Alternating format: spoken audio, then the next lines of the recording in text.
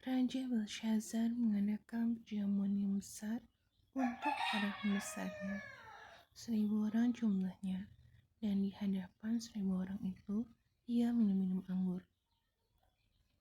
Dalam kemabukan anggur, Belshazzar memerintahkan orang membawa perkakas dari emas dan perak yang telah diambil oleh Nebukadnezar ayahnya dari dalam bait suci di Yerusalem, supaya raja dan para pembesarnya, para istri dan para gundik mereka minum dari perkakas itu.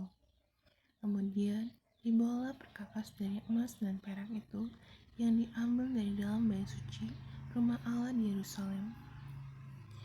Lalu raja dan para pembesarnya, para istri dan para gundik mereka minum dari perkakas itu.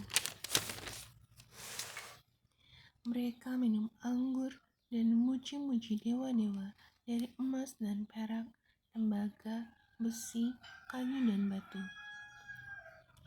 Pada waktu itu juga, tampaklah jari-jari tangan manusia menulis pada kabur dinding istana raja, depan kaki Dian, dan raja melihat punggung tangan yang sedang menulis itu.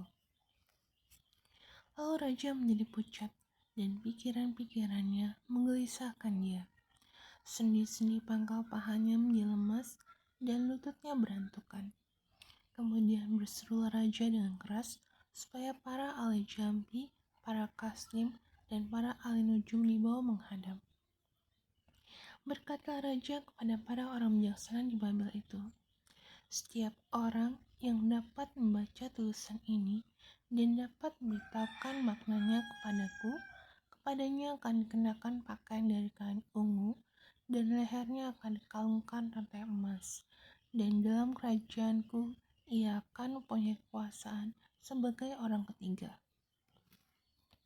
Tetapi semua orang bijaksana dari raja yang telah datang menghadap tidak sanggup membaca tulisan itu dan tidak sanggup memberitahukan maknanya kepada raja. Sesudah itu sangatlah cemas hati Raja Belshazzar, dan ia menjadi pucat. Juga para pembesarnya terperanjat. Karena perkataan raja dan para pembesarnya itu, masuklah permaisuri ke dalam ruang perjamuan. Berkatalah ia, "Ya raja, kekallah hidup tuanku. Janganlah pikiran-pikiran tuanku menggelisahkan tuanku, dan janganlah menjadi pucat. Sebab dalam kerajaan tuanku ada seorang yang penuh dengan roh para dewa yang kudus. Dalam zaman ayah tuanku ada terdapat pada orang itu kecerahan, akal budi, dan hikmat yang seperti hikmat para dewa. Ia telah diangkat oleh Raja Nebukadnezar, ayah tuanku, menjadi kepala orang-orang berilmu, para ahli jambi, para kasdim, dan para ahli nujum. Karena pada orang itu terdapat roh yang luar biasa, dan pengetahuan, dan akal budi, sehingga dapat merangkai mimpi, mengungkapkan hal-hal yang tersembunyi, dan menguraikan kekusutan, yakni pada Daniel yang namanya Belshazzar oleh raja. Baiklah sekarang Daniel dipanggil, dan ia akan memberitahukan maknanya." Lalu dibawa Daniel menghadap raja. Pertanyaan raja kepada Daniel, "Engkaukah Daniel itu salah seorang buangan yang telah diangkut oleh raja ayahku dari tanah Yehuda? Telah kudengar tentang engkau, bahwa engkau penuh dengan roh para dewa, dan bahwa padamu terdapat kecerahan, akal budi, dan hikmat yang luar biasa. Kepadaku telah dibawa orang-orang bijaksana, para ahli jambi, supaya mereka membaca tulisan ini dan memberitahukan maknanya kepadaku. Tapi mereka tidak sanggup mengatakan makna perkataan itu. Tapi telah kudengar tentang engkau, bahwa engkau dapat memberikan makna dan dapat menguraikan kekusutan. Oleh sebab itu, jika engkau dapat membaca tulisan itu dan dapat memberitahukan maknanya kepadaku, maka kepadamu akan dikenakan pakaian dari kain ungu, dan pada lehermu akan dikalungkan rantai emas. Dan dalam kerajaan ini, engkau akan mempunyai kekuasaan sebagai orang ketiga."